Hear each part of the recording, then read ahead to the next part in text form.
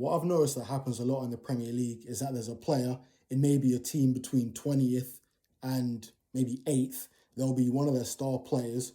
Maybe they'll have a year left on their contract, 6 months, however long. And it's like reports always come out that the player's disgruntled. The player wants to move. It looks like they're going to move to another club. The manager maybe makes some comments, maybe saying that they're not applying themselves.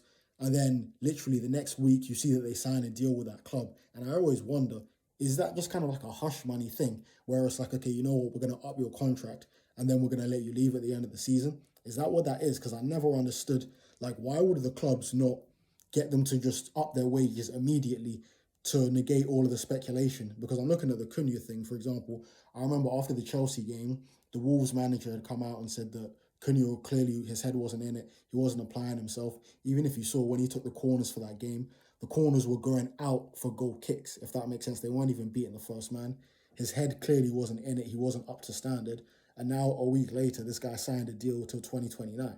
Then I remember even with the Caicedo thing, when he was at Brighton, I remember in January, Arsenal were linked to him. We bid 60 million. He put out a statement saying that he wanted to go because he wanted to feed him and his 9 siblings and his family and all that kind of stuff.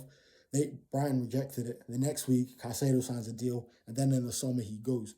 But then you got people like Douglas Luiz, who again Arsenal were linked to a couple of seasons ago.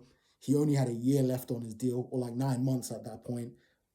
Arsenal bid 25 million. Villa rejected it. Then he signs a new deal at Villa.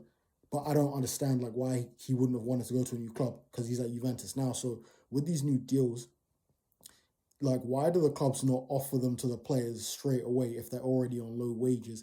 Because they can avoid all of this speculation. And I'm even seeing Alfonso Davies now. The amount of talk there was about this guy trying to leave for about a year, and now he signed a new deal to 2030. I just get so confused at these contracts.